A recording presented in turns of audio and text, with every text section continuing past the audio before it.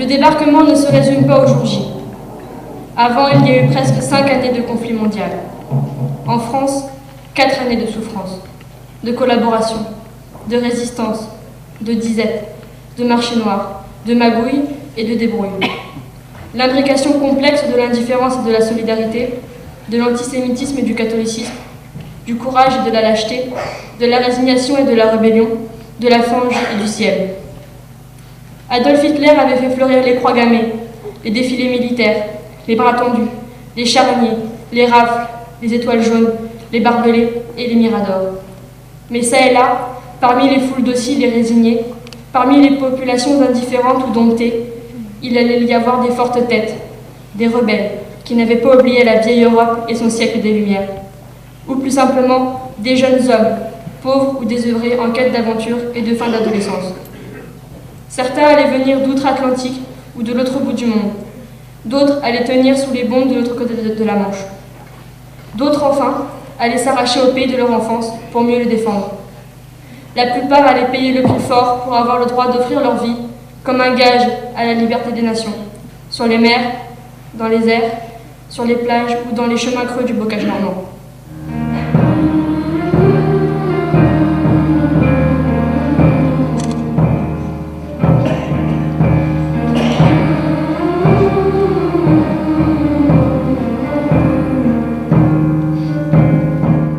Vous ne pouvez savoir ce que moralement j'ai souffert dans ma cellule, de ne plus vous voir, de ne plus sentir peser sur moi votre tendre sollicitude que de loin. Pendant ces 87 jours de cellule, votre amour m'a manqué plus que vos colis. Et souvent, je vous ai demandé de me pardonner tout le mal que je vous ai fait.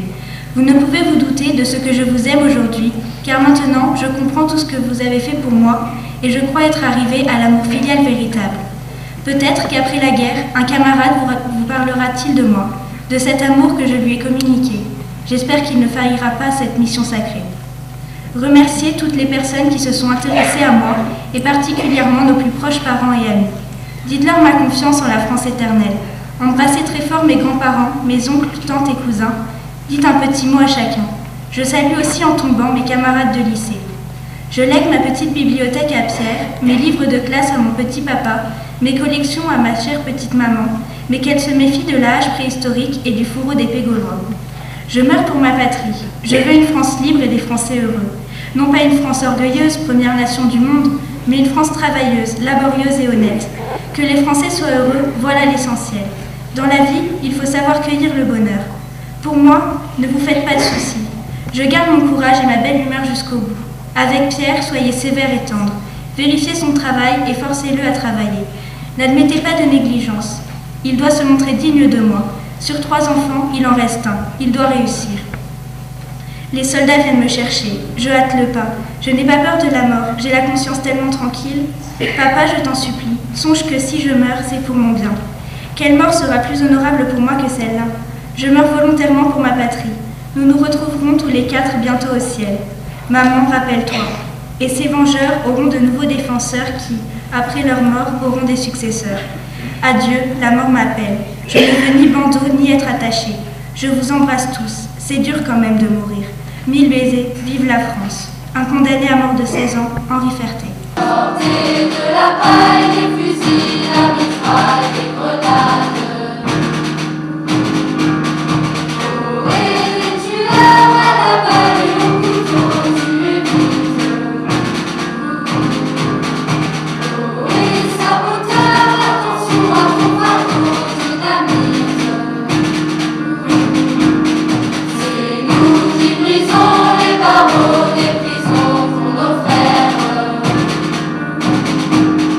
La haine à nos trous, c'est la faim.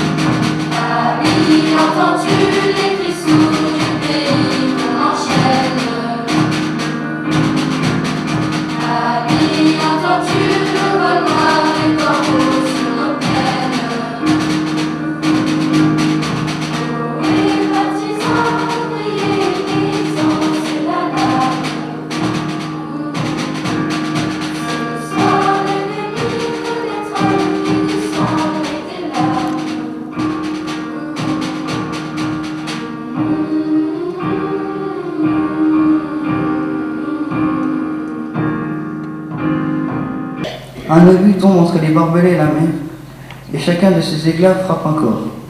Le prêtre et le médecin sont les premiers à se mettre debout sur la plage, et j'irène. Je prends la photo, le but suivant éclate encore plus près. Je n'ose plus décoller mon œil de l'objectif, et je prends frénétiquement photo sur photo.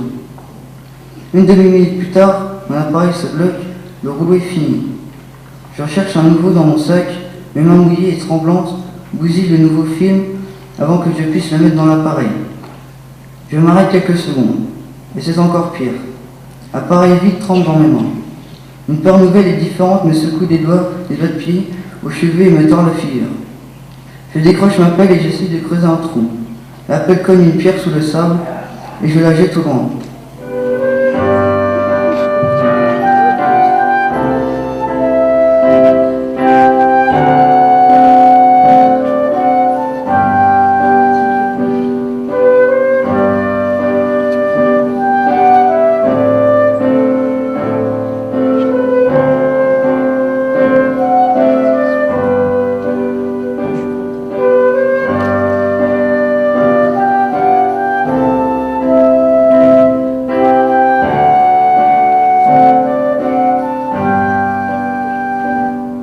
Le jour se lève, les péniches d'assaut recouvrent l'océan.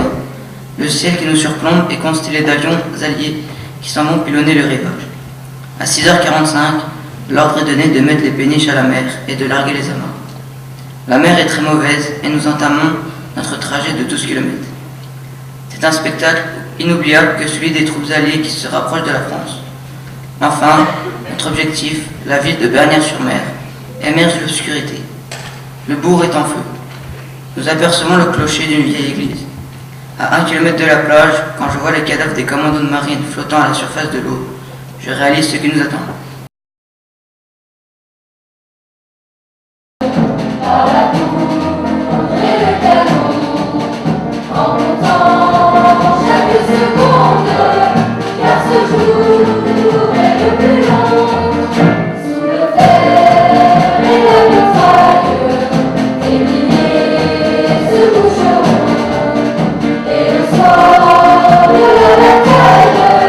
Des milliers sur la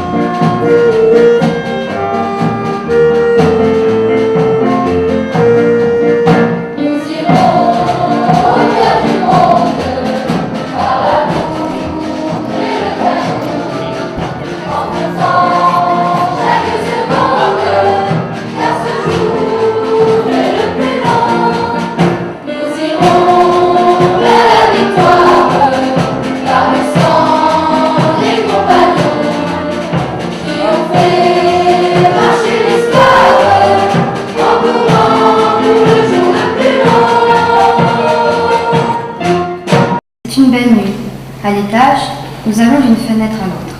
Vers 5 heures du matin, nous apercevons notre voisin à 4 pattes dans son clos. Il va chercher les parachutes. Il y en a de toutes les couleurs. Plus tard, sur le matin, on a vu des soldats barbouillés. Papa leur a offert du cidre tonné. Dans la matinée, j'ai vu des jeeps passer devant la maison et puis des Allemands qui tenaient leurs mains sur leur tête. Les gens du village les regardent avec étonnement. Quelques jours plus tard, les Américains ont installé dans un champ de la commune un hôpital de toile pour y soigner les blessés. Chez nous, c'est la fête. Les soldats chantent avec nous dans le bistrot. Tout le monde s'y met, tout le monde chante. Les Américains et les gens du village. Donc on a voulu un petit peu marquer le coup, même si on n'est pas en Normandie directement, hein, parce que je pense que c'est une date importante pour tout le monde, tous les habitants de France, surtout ceux qui ont vécu l'événement.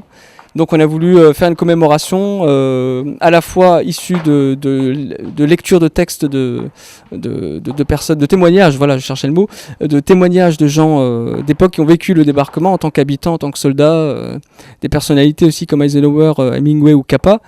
Et d'un autre côté, faire intervenir les élèves de 3e qui sont principalement touchés par ce programme-là, puisque la Seconde Guerre mondiale, voilà, c'est surtout en 3e qu'on en parle, et les faire intervenir vocalement, ainsi que la chorale du collège, pour faire des intermèdes musicaux.